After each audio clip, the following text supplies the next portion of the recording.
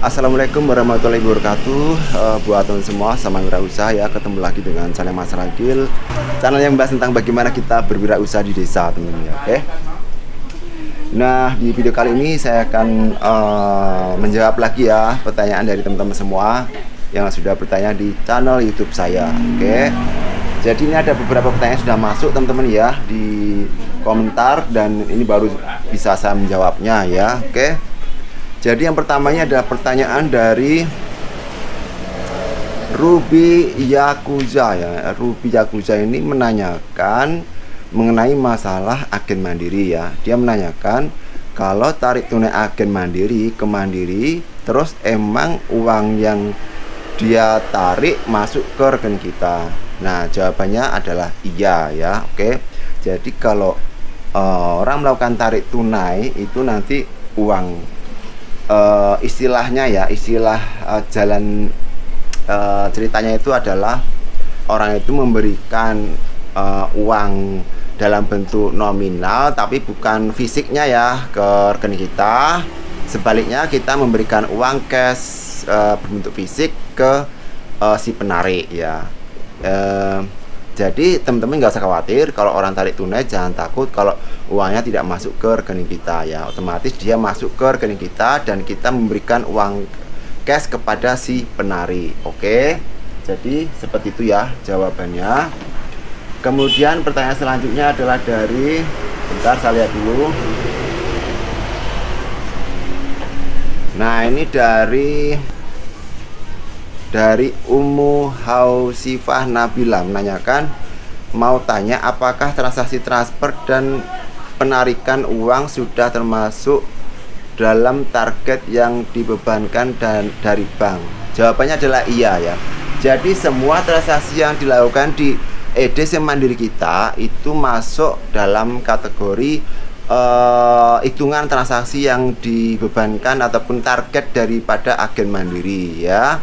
Terkecuali adalah untuk transaksi pengecekan saldo. Nah, itu tidak masuk ke transaksi yang target transaksi tersebut ya. Jadi semua transaksi yang dilakukan di EDC Mandiri kecuali cek saldo itu masuk ke dalam hitungan target transaksi per bulan yang ditargetkan oleh pihak Bank Mandiri. Oke.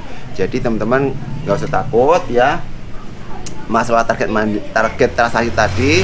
Jadi semua transaksi itu masuk dalam kategori target transaksi kecuali adalah cek saldo. Oke.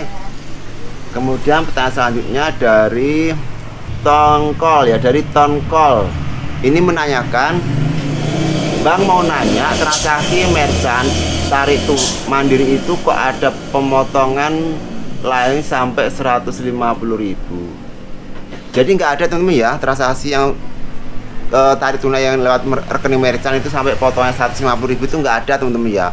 Mungkin itu ada kesalahan saat transaksi ataupun salah melihat laporannya teman-teman ya, karena nggak ada itu istilahnya pemotongan transaksi merchant itu sampai 150.000 itu nggak ada ya. Jadi potongannya itu kalau bank lain cuma 6 ribuan, kemudian kalau untuk sesama mandiri itu sekitar 1.000 sampai 3.000 rupiah ya. Jadi 3.500 rupiah ya. Jadi kalau bank lain tuh 6.500 ya. Jadi nggak ada sampai potongannya itu 150.000 itu nggak ada teman ya. Oke, itu kesalahan mungkin dalam transaksi maupun melihat laporannya. Oke. Kemudian saya akan lanjutkan ya menjawab pertanyaan dari siapa ini? Halaci apa Ekalaci nih. Menanyakan, Mas mau tanya apakah untuk mencairkan bansos dan PKH harus ada izin dari RT atau RW setempat. Jadi nggak ada teman ya, kalau kita mau mencairkan dana bansos maupun PKH itu ya langsung aja datang ke agen mandiri, kemudian ini melakukan tarik tunai ataupun dicairkan itu bisa ya. Jadi kalau kita menerima bantuan PKH itu bisa dicairkan di mana saja teman-teman ya, baik itu di agen mandiri maupun di agen Bank BRI. Kemudian beda wilayah juga bisa. Misalnya kita tinggal di sini, kemudian kita pergi ke Jawa, terus kita mau mencarikan Jawa pun bisa ya.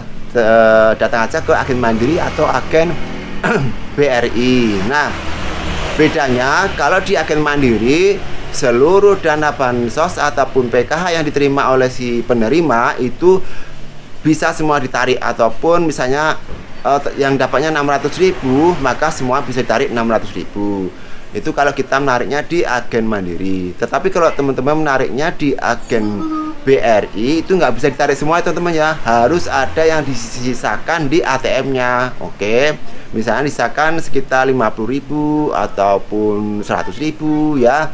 Jadi kalau mau narik bansos ataupun PKH, lebih baik di agen Mandiri karena bisa ditarik semuanya ya. Kalau 600.000 ya 600.000 pun bisa dicairkan ya. Tapi kalau di agen selain Mandiri, dia harus ada yang disisakan di ATM-nya. Oke, itu kalau penarikannya ya. Jadi nggak ada istilahnya itu harus izin dari Pak RT, Pak RW, itu nggak ada tuh ya. Langsung aja melakukan penarikan di agen Mandiri ya. Oke.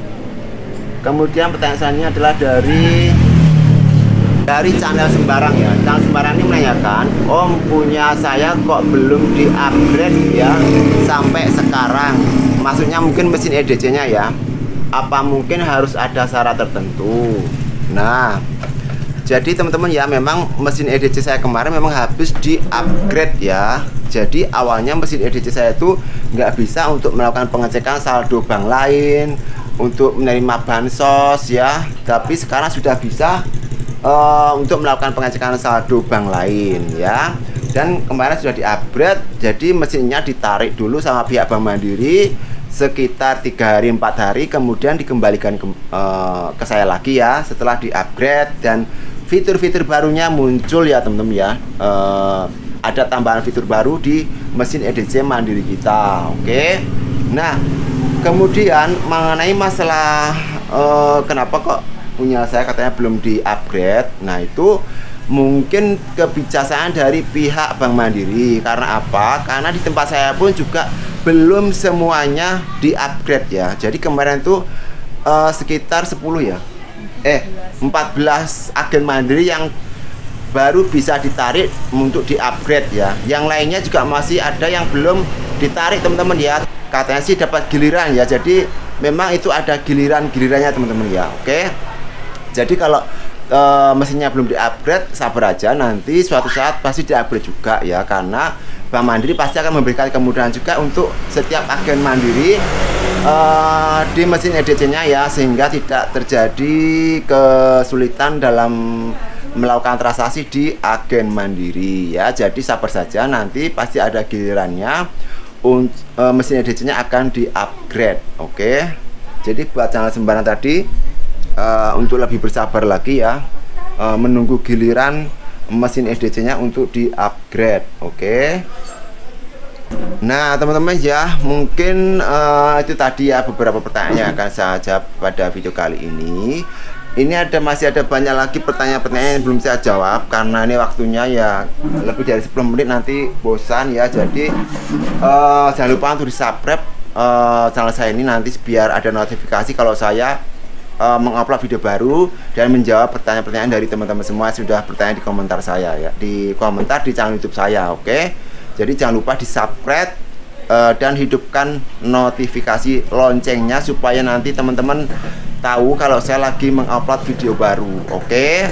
Jadi untuk pada video kali ini cukup itu aja pertanyaan yang saya jawab ya. Semoga bisa bermanfaat buat teman semua sesama agen Mandiri, dan tetap semangat dalam menjalankan wirausahanya ya.